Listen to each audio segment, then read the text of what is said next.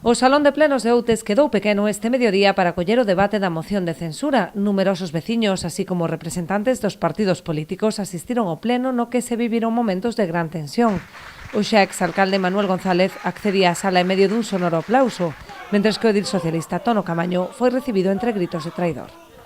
Tras a constitución da Mesa de Idade presidida pola edil popular Beatriz Molinos, tomou a palabra o candidato a alcalde para expoñer as razóns que motivaron a presentación da moción de censura. Non podemos pasar por alto que tamén é certo que a inestabilidade, a falta de entendemento do goberno tripartito que se concretou pasado 4 de febreiro xa se viña percibindo desde fai meses, observándose tensións entre os seus membros. Esta situación traduceuse nos últimos meses en empeorar aínda máis a xestión municipal que se estaba levando, con, entre outras cousas, as seguintes consecuencias: precaria atención aos veciños, ausencia de orzamento municipal, retrasos intolerables nos pagos a proveedores, tardanza no comenzo de execución de obras aprobadas, aldeas nun estado de abandono xeral.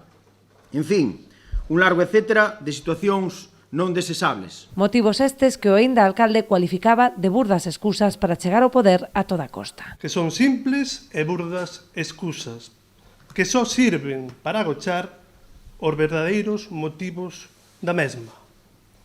Ocupar o poder a toda costa o antes posible e apoiándose nun concelleiro que traiciona as súas siglas sen as cales non tería representación, e que traiciona o acordo asinado hai case 2 anos con BNG e Compromiso Outes por motivacións que só sabemos en parte, pero que todo o mundo intúe cales son. A realidade é que non hai ningunha razón de peso que justifique esta moción.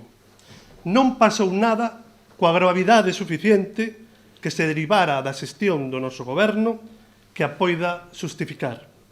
O único, repito, son as ansias do candidato popular por ocupar canto antes a alcaldía apoiándose dun concelleiro tránsfuga e, se acaso, aproveitar a xestión que o noso goberno realizou nos últimos anos para tratar de apropiarse dela. Tamén o voceiro do BNG amosouse especialmente crítico cos promotores desta moción de censura, acusándoos de moverse únicamente por intereses económicos e persoais. Esta moción preséntana só por motivos económicos e persoais que aínda están por coñecer se é que algunha vez saen todos ao público.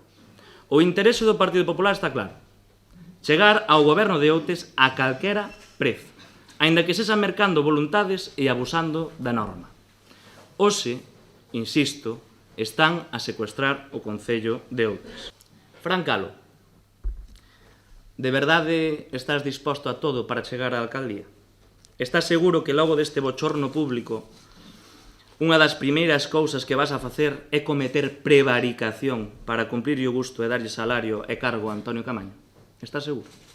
De verdade vos creedes as vosas proclamas de transparencia cando ainda non fixechades público siquera o voso pacto de goberno? Pola súa banda, Tono Camaño tentou xustificar o seu cambio de rumbo aludindo á falla de xestión do Executivo. Acusou o BNG de querer impoñer o seu criterio co beneplácito do alcalde. Problemas aquí?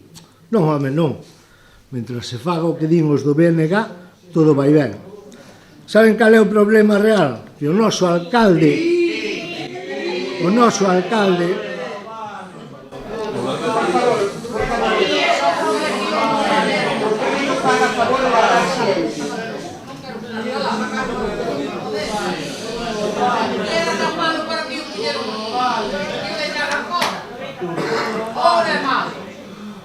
para unirse cos outros agora é malo. Por favor, para que esta celebración discurra coa tranquilidade que requiere, o público garde silencio. O problema real foi que o noso alcalde nunca lle quiso parar os pés.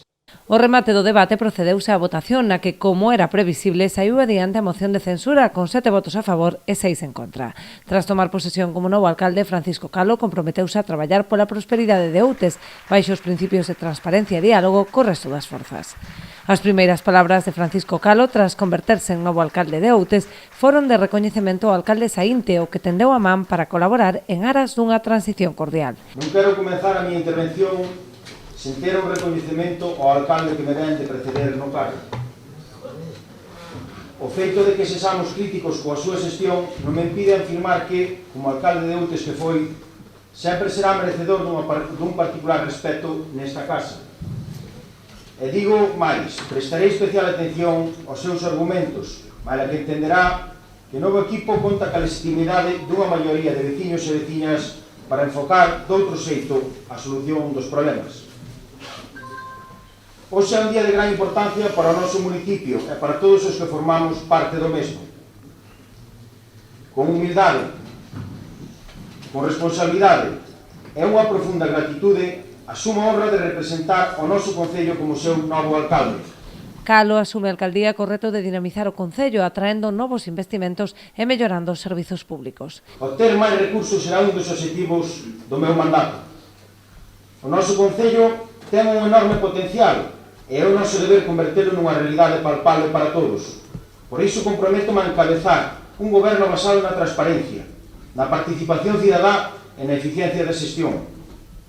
Os nosos esforzos centraránse en fortalecer os servicios públicos, promover o desenvolvemento económico, garantir o benestar social e fomentar un crecemento sostible que respete a nosa contorna.